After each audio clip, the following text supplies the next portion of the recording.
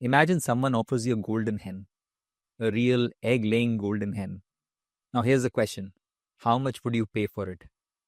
Most people would start by asking, how many golden eggs does it lay? And how often? Are the eggs pure gold or gold plated? Congratulations if you thought that way. You've just tapped into the essence of DCF or discounted cash flow, which is one of the ways we value a business as investors. Now, DCF is not just a way to value a hen or a business, it's a way to think. It's a mindset. And once you adopt this frame of mind, it changes how you invest forever. Let me explain. When people talk about DCF, they often imagine spreadsheets, Excel sheets, discount rates, growth projections, and complex formula. But at its core, DCF is based on a simple, timeless truth. And that truth is that the value of any asset is the present value of all the cash it will generate in the future. That's it. Whether you are evaluating a stock, a rental property, or even a business idea, that principle holds true. But here's where most people miss the point. They treat DCF like it's just a technical model, something you run to calculate a price. But the real power of DCF, it comes when you stop seeing it as a model and start seeing it as a philosophy, a way to think not just about investments, but all the decisions that you make, the risks that you take, and the opportunities that are in front of you. Let me break this down to make it a bit more clearer for you. You see, at the heart of DCF is a simple idea, and it's that a rupee today is worth more than a rupee tomorrow. The question is why? Because you can invest that rupee today and earn a return. This is the foundation of opportunity cost. When you invest, you're making a trade-off. You're locking up money today in the hope of receiving more money in the future. But not all future rupees are equal. The further out the cash flow, the less valuable it is today.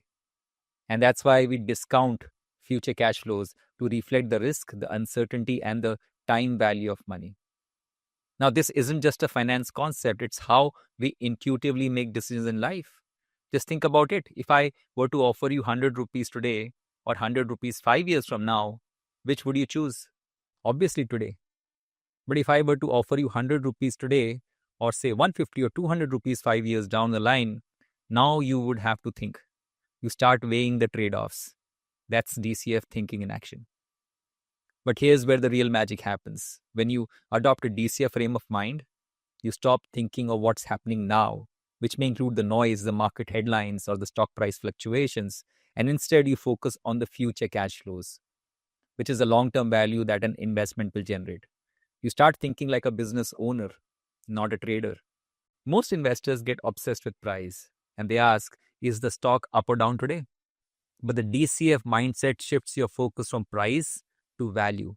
And those are two very different things, price and value. As I say, price is what you pay, value is what you get. Now, when you look at business through a DCF lens, you're not asking, what's the stock doing today? Instead, you're asking, what will this company's cash flow look like in the next 5 or 10 or 20 years? Or how predictable are those cash flows? Or what risks could disrupt those cash flows? And based on all that, what's a fair price to pay today? This mindset forces you to think long term. It pushes you to dig into the real drivers of value, not hype, not quarterly earnings surprises, not short-term trends, but the underlying economics of the business.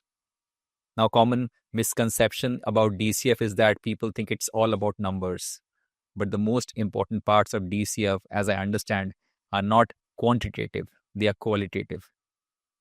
How do you project future cash flows? You can't just plug in a number into a formula. You need to understand the business model.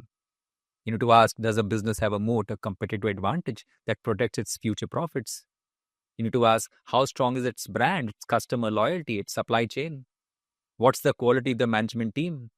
These are qualitative factors, but they directly impact future cash flows. And when it comes to the discount rate, the rate you use to adjust future cash flows to the present value, it's not just some random number. It reflects a riskiness of the business in general.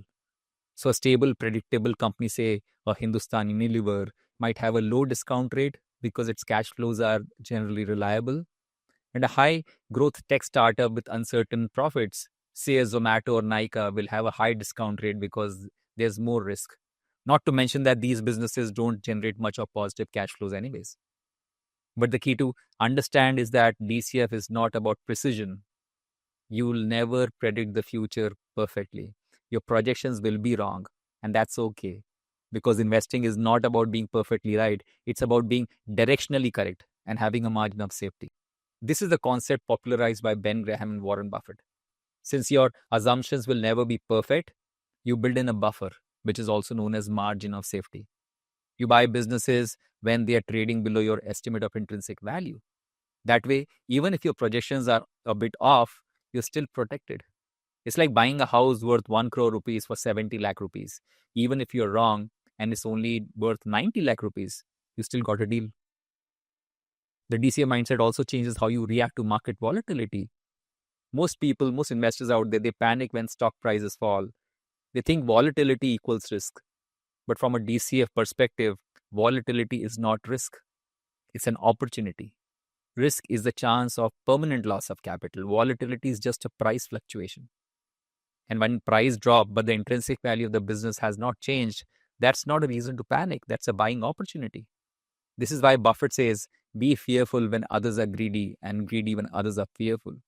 The DCA mindset helps you do that because you are focused on value and not on price. This kind of a mindset also helps you resist the urge to chase fads and fashions and hot stocks. In bull markets, when everyone is euphoric, the DCF investor stays grounded. You're not buying something just because it's going up. You're buying it because future cash flows justify the price. And in bear markets, when fear is everywhere, the DCF mindset gives you the confidence to buy when others are selling. Because you know the difference between temporary price drops and permanent declines in value. So the next time you are tempted to chase a hot stock or panic during a market crash, ask yourself, am I thinking like a trader or like an investor with a DCF frame of mind? Because that question alone can be the difference between short-term speculation and long-term investing success. If this gave you a new perspective, hit the like button, subscribe, and share it with someone who needs to hear this. And in the comments, let me know, how do you apply the DCF mindset in your investing approach? Thanks for watching. Stay rational, stay focused, and as always, stay with the inner game. Thank you so much.